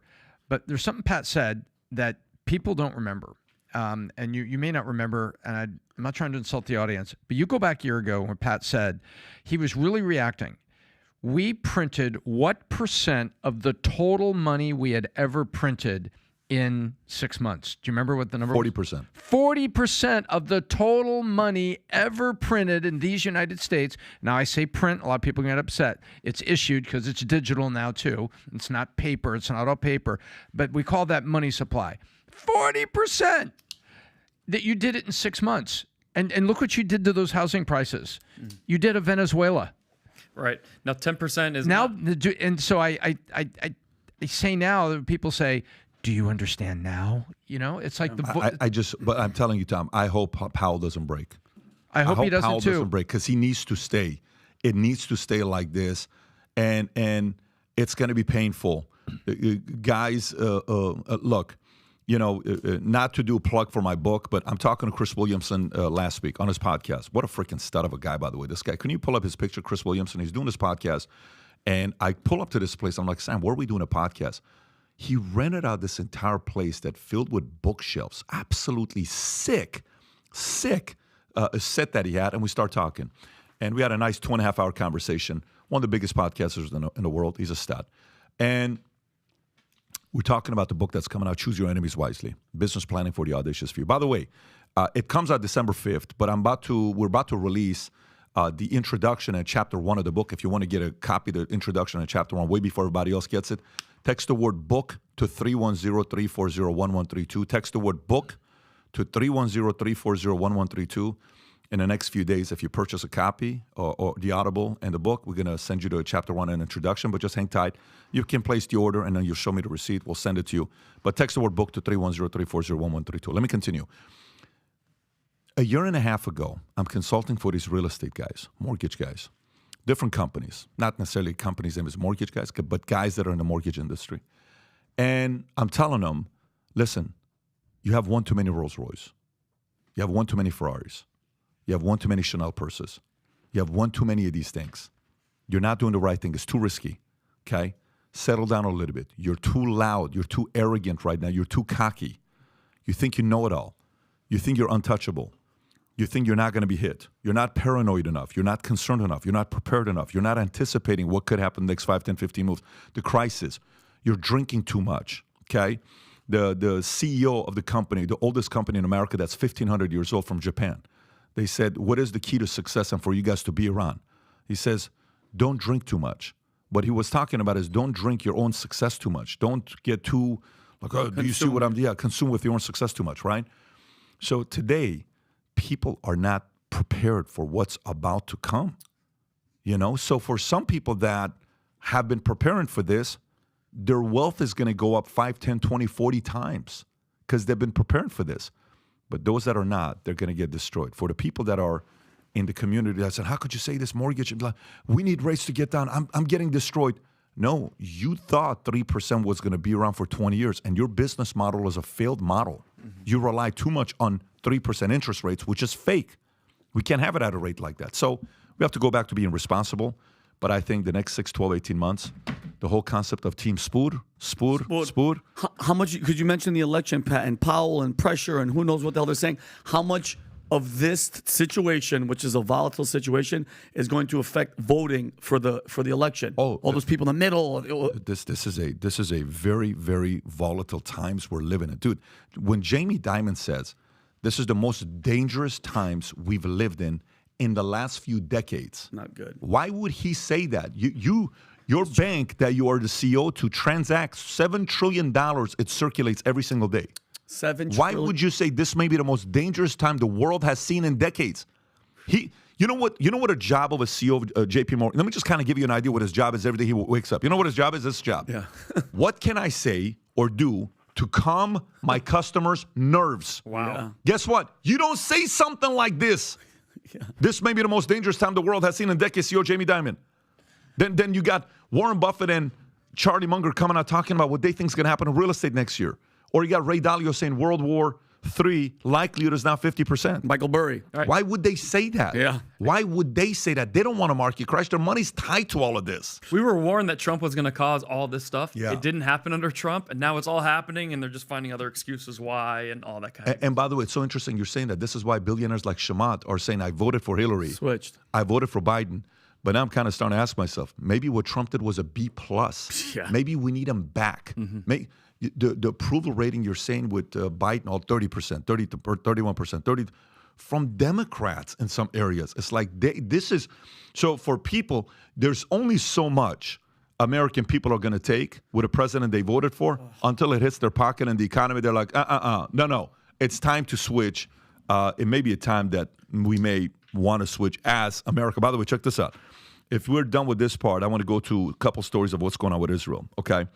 So LA Times talks about an article comes out saying the left has really let us down. Why many American Jews feel abandoned. This is a story that came out yesterday, okay? Many American Jews who traditionally lean left have been disappointed by the left's response to the recent conflict. Some feel isolated from the political allies due to the quick mobilization of support for the Palestinian cause without condemning the Hamas attack, which resulted in the death of many civilians, including children.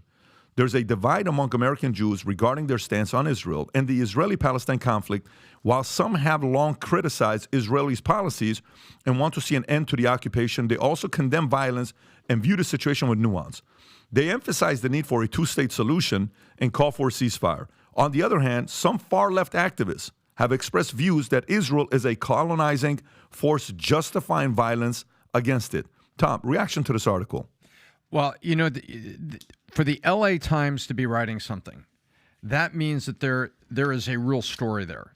You know, but to me, for them to be writing something about the left, I mean, in a negative way, and they're writing saying, hey, you know, the Jewish people in Southern California and other places, according to what we're seeing, they think that we've kind of let them down on this whole quote Israel thing. You think? Yeah, Israel thing, a war being people being killed in their beds, you know, is an Israel thing, and it kind of.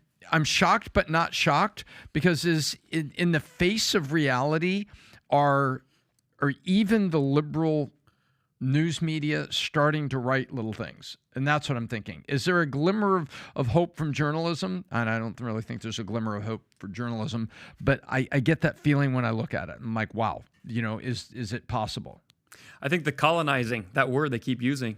And I was watching a really interesting video, and it was talking about which religion is older, who was in the land first. So it's, do you guys know how old Judaism is? Average. There's people argue about it all the time. How old Judaism? How old? Yeah. Shoot. I mean, because the Syrians were around, what would you say? Couple thousand years. Yep, they're saying 1800 BC. So Okay. 2,400 years later. Christianity came after that. Islam came after that. It's the newest of them, 700 AD.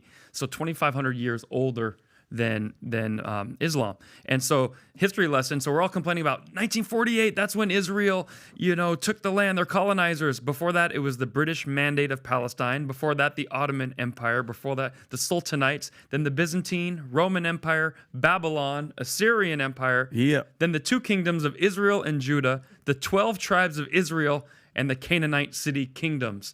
So it's not who was here first from 1948. If you want to go back to who was here first, you got to go back at least 4,000 years. And I mean, and Tom, when you say like, well, Pat, the left let them down. I mean, who would have thought? Like, you see what's happening where they're having all these pro-Hamas protests where they're insurrecting at the Capitol and nobody's saying anything. You have people in the squad that are just, because mind you, and I think there's a big misconception, Pat.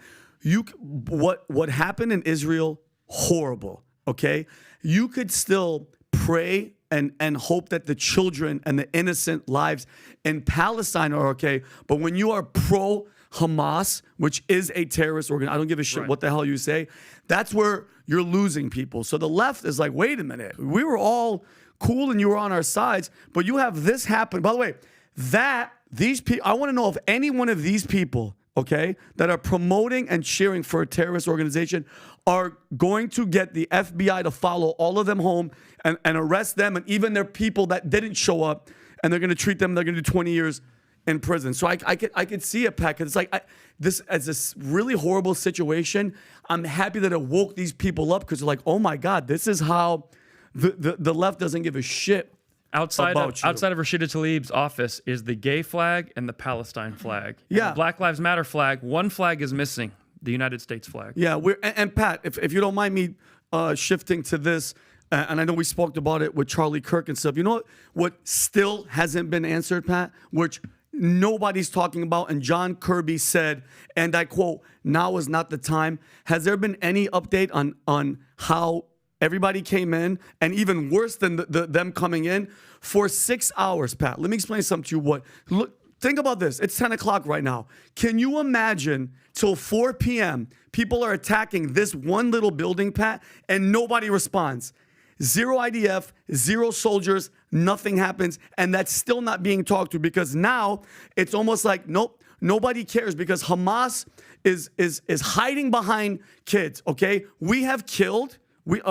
Israel has bombed and killed 3 times the amount of people that were killed in Israel on their initial attack. And by the way, how many innocent women and children it is? It's astronomically more than Hamas, because what are the Hamas numbers? They don't know because there's only 40,000. Well, how much? 40,000 Hamas scattered in there. They're bombing and taking down like huge apartment buildings with women and children, Pat. And I talked about this on Brandon's episode. I was watching like the hospital that was bombed, and you're not seeing this on CNN or anything. A mother laying there, white, pale face. She's bleeding out, and her 3-year-old kid is standing there shaking with shell shock, and you don't see that. Nobody's talking about those kids. You know what I mean? Nobody. You're not hearing any of that. It's just, hey, we got to wipe out Hamas. What about like the grandmothers, the children? It's insane. And it's like, at what point are we going to say, okay, guys, time out. Another option. You know what, Pat's another option? Send in some special forces. Okay, enough. Okay, you killed a lot. Okay, send it. Yeah, it's going to be dangerous for the special forces, but I mean, how long is it going to go on? Now, mind you, Pat, the ground invasion hasn't happened yet. They're just bombing everywhere. Wait till the worst is still to come. And it's like, guys, at the end of the day, I get it. It was a travesty. We have to figure out why to prevent it. And when people are like, you're not supporting Israel. No, you know what Israel should just do right now? Beef up your security so it doesn't happen again. Stop the insane bombing and sending special forces to find these people that are hiding behind and using women and children as shield. It's like enough is enough, man. When people like peace in the Middle East, we're Middle Eastern. It ain't gonna happen. I'm sorry. It's too much when religion is involved, and religion is the number one cause of death in the history of mankind. It's like enough is enough. How many innocents are gonna die? So a couple things there. The first thing is when they're using human shields and you're trying to go in there, there's a few things going on. Tom, let me just give you my thoughts. Okay, so let's kind of talk about what you just said. Let's try to be careful. Let's kind of talk about what you just said. So for me, as a leader, anytime we have to make a big decision, I try to look at it from the emotional and the logical side. Mm-hmm. Okay, it's very hard to do. Very, very hard to do. It's not easy to do. There's a book called 5 Temptations of a CEO by Patrick Lencioni. I recommend it all the time to business owners. It's a great book to read. 5 Temptations he talks about. One of them is 5 Temptations of a CEO. I'll read the 5. They go. Temptation number 1 is strategy for overcoming. Focus on results. So temptation number 1 is status. You want to be oh my God, with my status. I'm a CEO. Number 2, popularity. So you want people to like you. So number 1 is my status. I'm famous. I'm a CEO. I'm a president. I'm this. Number 2 is popularity. Number 3 is certainty. So sometimes because you want a certain decision, you don't necessarily make a decision. Then it's 4 is harmony and invulnerability. Okay. So these are temptations that CEOs and leaders fall for. Let's kind of keep this up there and don't take this away so I can look at it. So as a president right now, you have to make a, decision that is not necessarily going to be maybe the most popular decision. So, and some of the decisions you have to make is not going to be public. You got to get inventory, all the information from both sides, and kind of make a decision for yourself. 1, emotionally, both sides are using videos to get you and I emotional and give permission for reaction. Okay? I'm a father of 4. I watched all the videos with kids. It gets sent to me all the time, okay? Both from the Muslim side, from the Palestine side, from the Israeli side. You can keep sending me those videos. I'll watch them. It's not easy to watch. They're heartbreaking to watch. And remember, this is coming from a guy that lived in Iran 10 years and witnessed war, and it was terrible. I couldn't stand it. I saw a lot of weird things as a kid I should have never seen. No kid should ever see what. But, everybody's dealt a different cards. You can't complain about it. You got to kind of figure out the life. I couldn't grow up and say, oh, it's unfair what happened to me. Yeah, it's unfair. I get it. It wasn't cool. I don't want to see it happen to my kids. But it happened. So emotionally, very painful. It's very hard right now to avoid being tempted to join the jump to conclusion community. Everybody's to jump into conclusion. The more we jump to conclusion, the more we increase the chances of a World War III. The more we jump to conclusion, the more we increase the chances of division. The more we jump to conclusion, the more we can be controlled. The more we jump to conclusion, the more slave we are to our emotions. Your job as a leader to try to minimize as much of your decisions being made emotionally and try to make it logically. Not easy to do, very hard. Let's look at logically. Okay. Let's say Israel succeeds and is able to kill 40,000 Hamas members because they got 40,000. Let's say they succeed. Okay. Let's say you do it. Mm-hmm. Okay, cool. You got rid of 40,000. Is the residual effects of that done? Are they done? So is that it? That's it. You will never have problem in the Middle East ever again. No, you just pissed off Hezbollah. They got 150,000. Okay. You're now going to have someone's kid's cousin that's going to seek vengeance, that's 7 years old, that's going to be fed this story of what they did to his mom, dad, brother, sister, everybody, that's going to seek vengeance for 10 years, and it's going to be 10 times uglier than what you had today. It's not going to follow. It's not going to come. It's not going to slow down. It's not going to slow down at all. Iran is just looking for an opportunity to go to war. Israel is looking for an opportunity to have permission to bomb Gaza. They're just looking for an opportunity. They're all looking for opportunities right now. And meanwhile, a bunch of people are in the middle of it, okay, on how to handle this. We are sending $100 million. Biden just approved $100 million to go to Gaza, okay, to go send to Palestine. Which the majority is going to Ukraine. You know that, right? Yeah. The majority of that package is going to Ukraine, and they're going to get... And the money that ends up going to Palestine, who knows if Hamas and the group's going to have that money go to its people, okay? Number two, that if you look at logically, as much as, like, what do you do with the person that's in a marriage that they're getting abused over and over again by the person they're married to? What can you do about that person? Honestly, say you got a woman that's married to a man who hits her with a stick, absolutely abuses her in the community, and she still loves him and she still supports him. What can you do to her to change her mind? Do you know 58% of Palestinians in Gaza support Hamas? 42% of Palestinians in West Bank support Hamas. You think you're going to change? I'm sorry. No, you're not going to. You're getting what you're getting. You're 58%. So they're using the people as human shields. There's this meme. I don't know if you've seen this meme where half of it is showing Israeli in the front with the kids in the back and they're protecting the kids. Mm-hmm. And the other meme is what? Hamas people using the kids in the front as a shield to not have Israel attack them, right? Okay. It's a very powerful meme. True or not true, it's a powerful meme on the story that it's telling, right? Okay. Fantastic. That's the gamesmanship that both sides want to play to get our emotions right there. That's the story. One is using a wife and a woman and the kids, and the other one is hiding, right? Bottom left one, too. Yeah, there's so many of these that you can look at, right? This is divisive. If it's true, if it's not true, say it's true. Okay. These are not same types of people as us. Hamas is not the same type of people as us. If a person is still loyal to the person that's betraying them, there's nothing you can do about it. If Palestinians are supportive to that, and they're supporting the Hamas way of leadership, look, you get what you asked for. This is yours. So let's look at the residual effects worldwide. Do you want people from Palestine to move to Fort Lauderdale? Do you? Do you want Palestinians to move here? Report came out. Here's a report that just came out, and it's coming to us from Fed. Fed warns that Hamas, Hezbollah could be crossing the southern border. Can you pull up this article, Rob? The Fed. This is not like a hypothetical. This is Fed. Yeah, it's not a news organization. So if they're warning, do you think they're warning because it already happened, or do you think they can predict the future? It's already happening. Because it's already happening. Period. So they're saying that, hey, this is possible. Rob, just search it. Don't worry about looking for it. You have up there. Just type in Fed warns that Hamas could be crossing the southern border, and you'll see it, okay? So why should you be concerned about this? Because logically, your number one priority should be the community you live in, the country you live. If you're German, you should be worried about the city you live in Germany, your country, German. If you live in Palestine, your worry should be what? Palestinians. If you're in Gaza Strip, if you're Israeli, your worry should be what? Israel first. If you're Egypt, it should be what? Egypt first. If you're Jordan, should be what? Jordan first. Iranian people are going to be what? Iran first. 100%. What's America going to be? America first. And that's what you should be thinking about.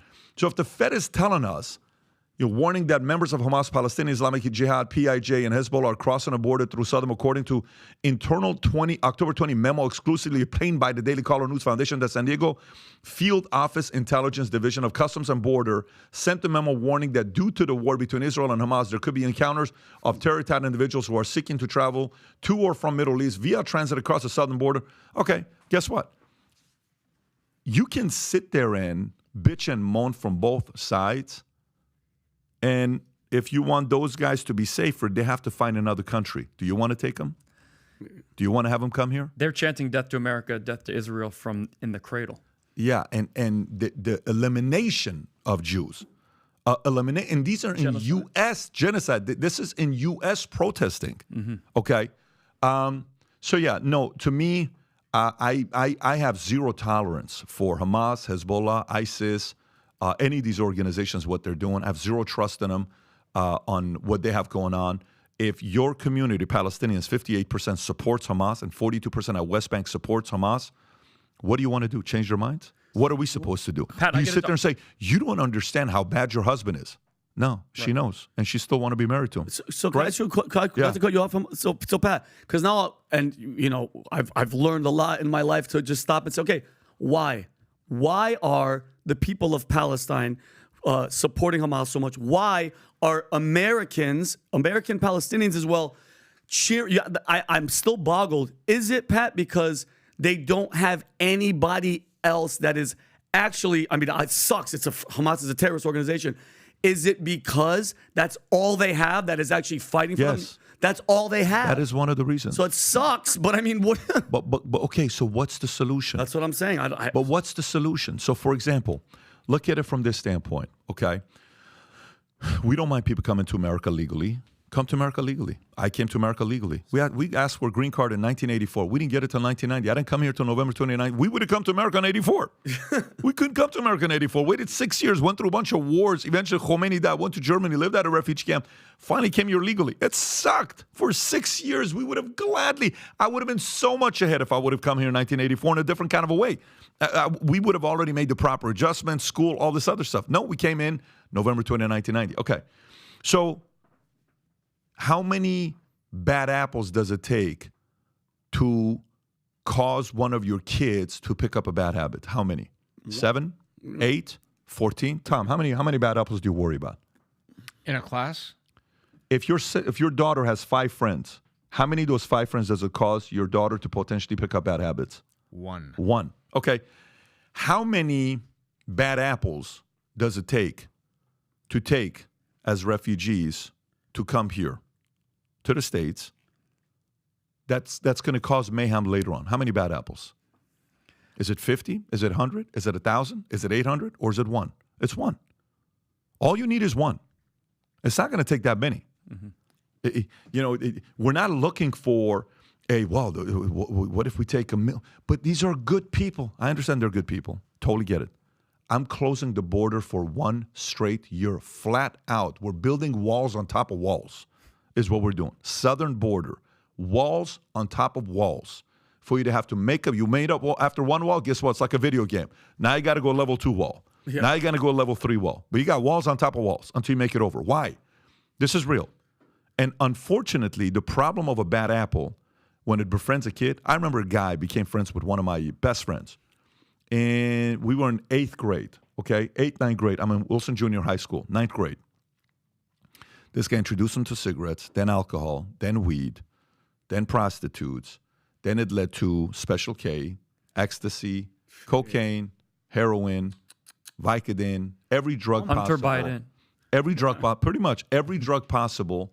So from 1994, eventually, he paid the price in 2005 when he died. Wow. And I got the phone call, okay? 11 years later is what it took. A bad apple doesn't take 1 month to identify. Not 6 months, not 12 months. It takes a decade or two. So as a leader, unfortunately, everybody's trying to get elected for policies that benefit us today.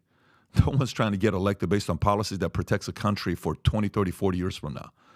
Did you watch what the Hungary's prime minister or the Holland prime minister? Which one is it? Was it Poland? Poland is one of them. Where he was like, I'm not letting nobody come in here. Let me show this clip. Poland. I think it was Poland, Pat. So I don't know if you guys have ever seen this, how he straight up says it. And it's so powerful the way this guy says it. Let me see. Oh, here it is. I found it. Here's a clip, Rob. I'm going to text it to you. Let me see how long this one is. Yeah, this is the one. I just found this. Watch this. Look at the way he answers this. And guess what? Guess who loves what he had to say? Okay? Guess who loves what he had to say? The people that are part of his country. Okay? The people that are part of his country. Rob, pull up this clip. If you can pull up this clip I just sent you, watch the reaction to this. Would you like a leader like this? Would you like? And by the way, your answer to this question reveals who you are. Watch this. If I like a leader like this guy, watch this. Okay. Would you like a leader like this on where his priorities are? Go ahead and play the clip. Okay, let me put that point. We cannot leave Italy alone. Let me put that point to On Mr. that. Turczynski, And, because let me may just I- ask Mr. Turczynski, how many refugees has Poland taken? 0. And you're proud of that? If you are asking me, if you are asking me about Muslims illegal immigration, none, not even one, will come to Poland. Not even one if it's illegal. Yes. We took over 2 million Ukrainians who are working, who are peaceful in Poland. We will not receive even one Muslim because this is what we promised. But I asked This not quota about system illegal failed. immigrants. I asked about refugees. And Jean-Claude Juncker, the Commission President, says that you're racist. You sound proud of the fact that you haven't taken any refugees. Of course, because this is what our people are expecting from our government. That's Yes. number one. Yes. This is why our government was elected. But this is why Poland is so safe. This is the reason why we had not even one terrorist attack. Look at the streets in Poland. And we can be called populists, nationalists, racists. I don't care. I care about my family and about my country. That's right. But this is That's 5 the years lead- ago. 5 years ago. This is what the President of the United States needs to say today. Well, Trump. I think he tried to say that. Well, Trump tried That's to, what- Pat. What happened? You racist, you scumbag. By the way, it's totally fine. They're supposed to say it. Yeah. That's totally fine. Supposed to say it. Now, you got so much data to show what's happened in the last 4 years. The right president gets up and says, my number one job is the people of the United States of America. Number two is the allies who love us and are good to us, who respect us. Number three is everybody else. But number one is the people here. Number two are allies that are good to us. Number three is everybody else. That's your job. Nothing more, nothing less. But who we're fighting is the left. The left looks at the whole map and goes, well, who's the losers? That's who I side with. They don't look at the whole picture. They just, who's the loser today? That's who I'm on the But side. you said something, Pat, last week that it woke me up and gave me a little chilling effect about how it ain't gonna happen now. It's not gonna happen. You could be 8 years from now, and I'm being dead serious. I got goosebumps when you said it. You're gonna be chilling. Americans be like everything's good, and then boom, That's what's gonna something's happen. And because you know, I already think, Pat, the damage has been done. They've opened the and again we keep going back to the border.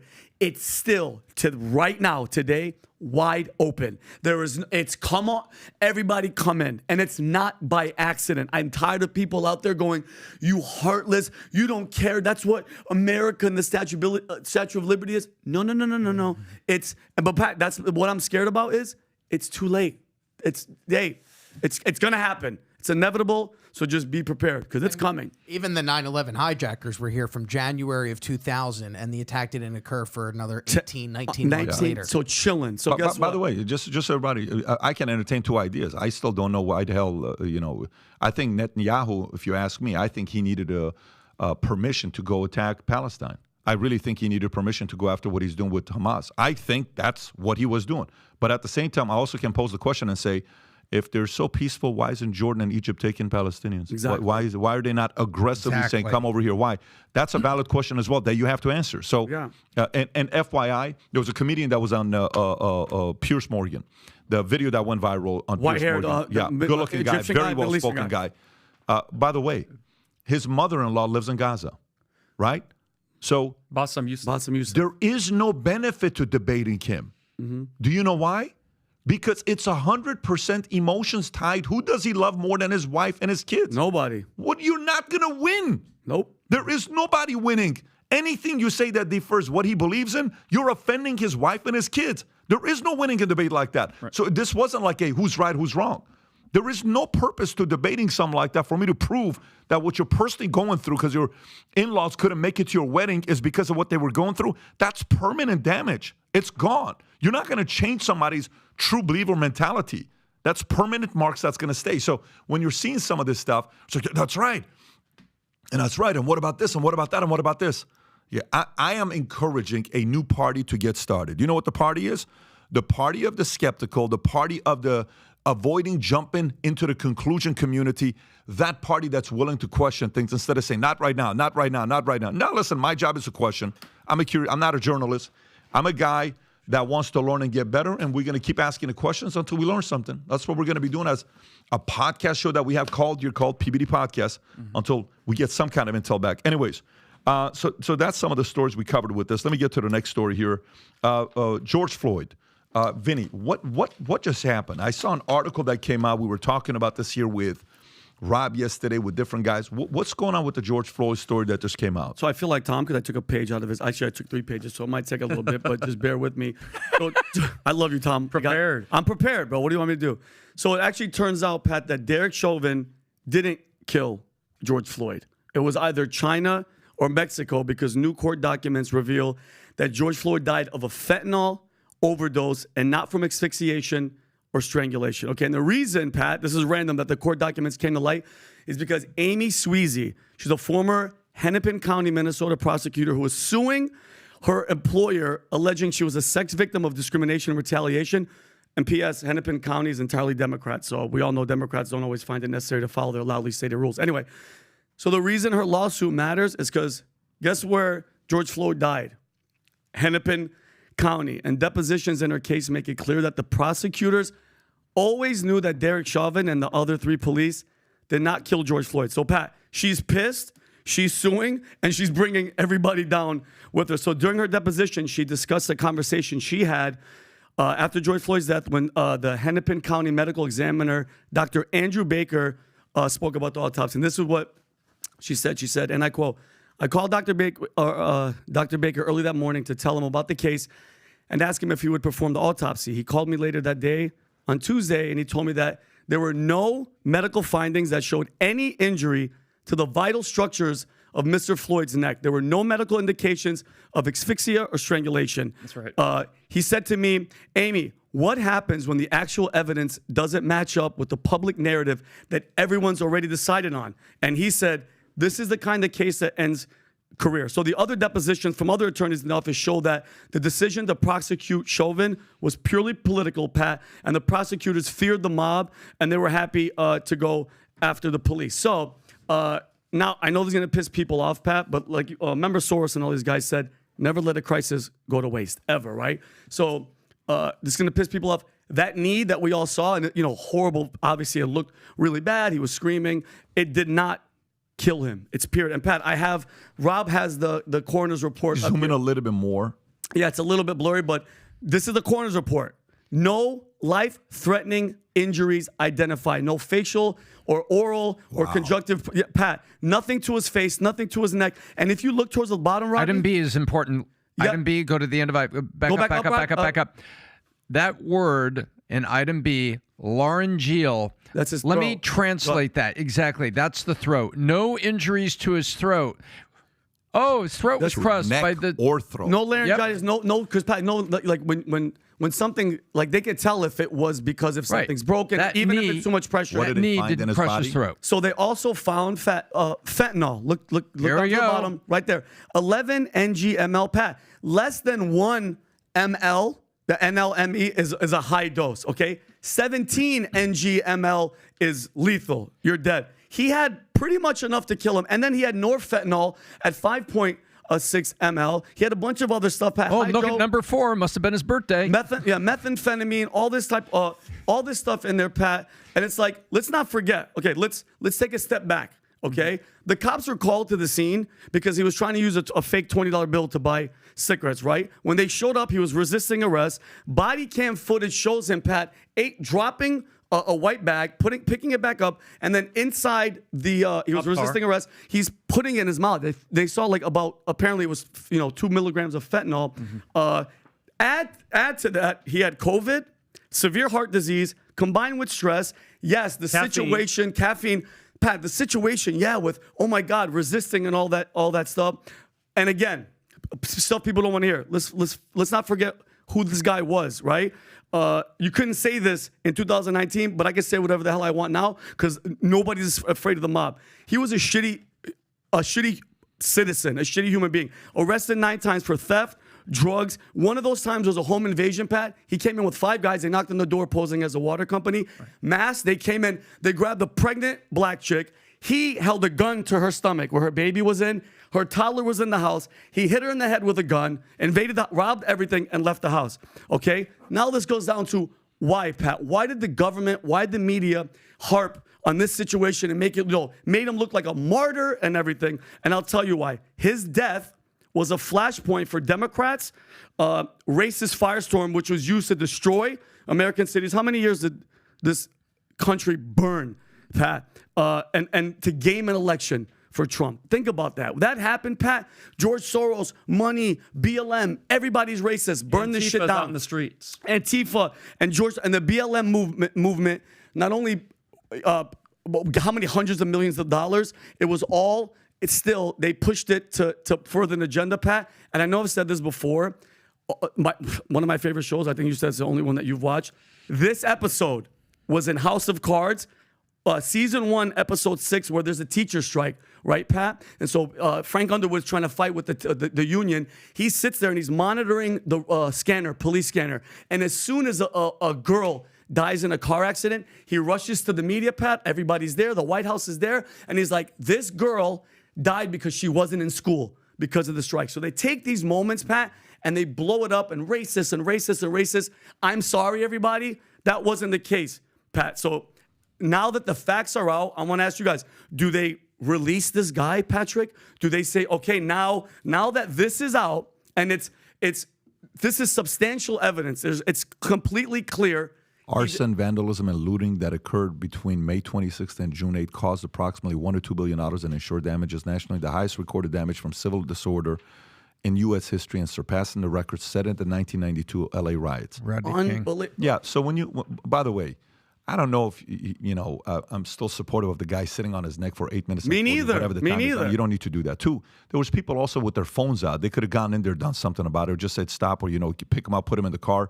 But everybody was also recording. So there's the guilt could be. But by the way, I love citizen journalism. I think accountability at the highest level with going live is fantastic. But some people could say, hey, officer, do something about it to at least pick them up, put them in. And I agree, yeah. Pat. I agree with, obviously, and by the way, the optics, and I know you it looked horrible. I know you do. I don't, by the way, like again, I was an MP. You're not like doing that for that long. Military police. But why were the cops there?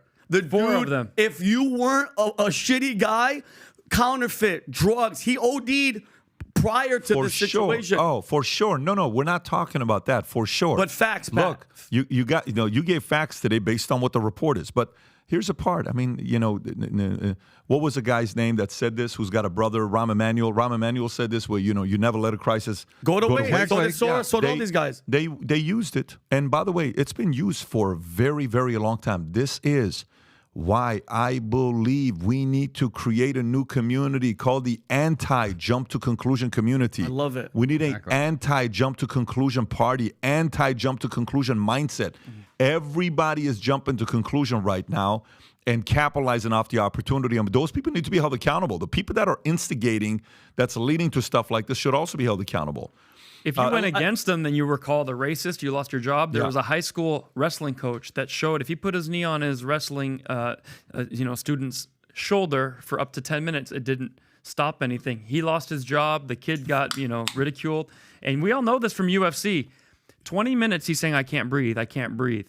How long in a UFC match do you put in a choke before they tap out or end the match? How many seconds? Oh shit! Is it 10 like 10 seconds. 15? They're going like this? They're tapping out. You don't do 20 minutes, I can't breathe. That was just a psychological operative just to destroy our country. Pat, so I like your party, we call it the non-jump to conclusion party. Conclusion ads. Yeah. NJ. Non-jump to conclusion community. People are jumping to conclusion a lot, and it's hurting a lot of people. Okay, so Tom, women 25 years old sparks fierce debate after branding college as scam. This is a Daily Mail story. We wrote a book on this a couple years ago, Tom. Let me go to, what is it? What page? Page is it on? 18. Page 18. Here we go. Okay, women 25 years old sparks fierce debate after branding college as a scam. October 23rd, story from Daily Mail. College graduate Allison Johnson, 25 years old, ignited a fierce debate on TikTok by denouncing college as scam, revealing her $80,000 debt and her struggle to secure a well-paying job in her field. In her video, which garnered over 539,000 views, she expressed her frustration, stating, I have my literal business marketing degree, which put me $80,000 in debt, and I make more serving sushi rolls. Allison emphasized her difficulty in obtaining marketing jobs where entry-level positions offered meager salaries compared to her current waitressing job. She questioned the value of her education, raising doubts about what her investment in college was worthwhile, whether I'm headed to my serving job, and I'm effing hating it. Meanwhile, I make more money serving than I would at an entry-level marketing job, she lamented. Tom, thoughts on this? So there's three things going on here. The first thing is she doesn't really like her current job, but she's keeping it to survive because she can make money on it. The second thing is she's actually a college graduate. She actually got through there. And the third thing is $80,000 in debt. She's basically bought a giant Ford F-150 crew cab pickup, all tricked out. That's basically, folks, as if she had walked out of college and bought that kind of debt. So what's going on here is she has a point. The point she has is, I can't find a job that I can afford to go to, and because of my student debt, because of what got on top of that. And, I can make more waiting tables. Well, you know what? You can do that on day one, right? It's called where are you going to be in 10 years with that marketing degree? You're not going to be in the same spot. You're going to put it to work. And by the way, you have a marketing degree. You're doing pretty good on social media, pleading your case here. So you're marketing yourself pretty well. But this is a truth. The tuitions are up at crazy levels. You go there to be indoctrinated. You end up $80,000 in debt, and now you're at a job you really don't like because you just have to make ends meet. But let me tell you, those lines are going to cross, and that's what she's not pointing out, and that's not what all the liberal sympathizers are not seeing, is that if she puts her shoulder to the load in that career, she's going to be making far more than waiting tables. So you don't like what you can make on day one, walking out with your marketing degree with no experience, but you're going to make experience, and that the lines are going to cross here. The real issue is you knowingly accepted the fact, where you selected where to go to college, that you're going to be $80,000 in debt, and tuition is not cheap. And so she makes a point here about I don't think it's about the student loan crisis. The point is the tuition crisis. Tuition inflation over the last 30 years, which is ridiculous compared to just normal CPI, Consumer Price Index, and normal. And so I think she has a point about that, but she's not paying attention that if you just put some work in it, you can get there. K-Von, can I ask you a question? Sure, dude. Can I do a quick case study with K-Von? Case study here. Okay, K-Von. You wanted to be a comedian. You discovered you had some talent for it. What were you paid when they would give you, what do they call fives? You can do a 5-minute, like in between two big comedians. What were you paid for that? French fries if I was lucky. Seriously. Oh, have a burger and French fries. No, not the by the burger. way, Hey, who said you could have a burger? He's not joking. No, we had a drink. They'd give us a drink or like a bottle of water or Coca-Cola. Right, you get a little ticket. I want my Coca-Cola. Yeah, that's it. We weren't paid. And when you're finally... Or how long did you do that? Probably for about a year and a half, 2 years. Okay, and when you finally got paid for maybe a 5-minute at a better part of the night, hey, you're going to go right between our two guys at 9 and 10 o'clock. Right. I'm giving you a prime 5 o'clock, prime 5 minutes. How much was that? $20. And I would let them pile up so I go get 6 checks. I'm like, to feel better. Yeah. Exactly. Now then, 2 years later, what were you doing? Okay, so 2 years after that, probably $100 to $300 a show. There you go. Yeah. So you went from $10 to $100. French fries to $100. Right. That's a big difference. Yeah. Yeah. Well, she's not going to go there. But the point is, when you walk into something with education, you have to add to that experience. Would you hire this person if she's one of the ones right now? Like she applies, she sends a resume and Rob sees it. I'm the girl that you guys talked about on the podcast. Would you hire her with the answer that she gave? I'd give her a Zoom. I'd give her a Zoom interview. I'll tell you, I'll give her a great interview and I'll really probe on some things and I will give her a serious look. Mm-hmm. You'd give her a serious look on what she's saying. Okay. All right. I'd also ask her what she's thinking with the 80,000 student loans and how did it end up there. I want to look at judgment. I want to look at a lot of things, but that goes quick these days. What goes quick these days? The tuitions are out of control, and they're getting government funding, and they're doing the rock climbing wall on opening week. They're putting on concerts at the school, and then they're doing a sex toy gay pride week. So all this stuff costs money, and then all that money is being spent, and then these people are coming out with a degree that doesn't help them in the real world. So then they're getting mad. Now, Trump U was labeled as a scam when people weren't making the money they thought they were. So they sued Trump U, and the left cheers about it. But now the left is complaining they're not getting any value out of their education. Well, then sue the university and say, give me a degree that can work for me if I'm willing to work. And by the way, during the interview, it may turn out that this is just an angry liberal person is just spouting off and is not employable. Yeah, we don't want that. Let me do this last story before we wrap up. We got a couple minutes left here. Vinny, new details on death of Obama's personal chef raises questions. PJ Media, October 22nd. New information obtained through an FOIA request reveals that former President Barack Obama was on the scene shortly after his personal chef Tafari Campbell went missing. Initially, they told us they're not there, right?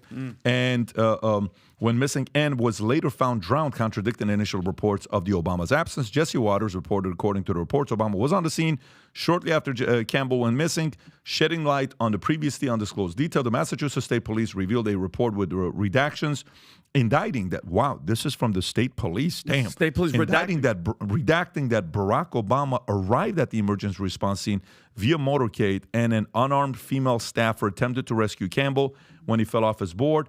This information raises questions about the extent of Obama's involvement in the incident. Kind of strange. It's like, what do you mean? Kind of strange. It's like the lies from the jump. And then, Pat, I'm telling you right now, like, why did it take so long to find out? And I'm sick and tired of all the lies and all the unanswered questions. And then when people ask why, we're the crazy ones, okay?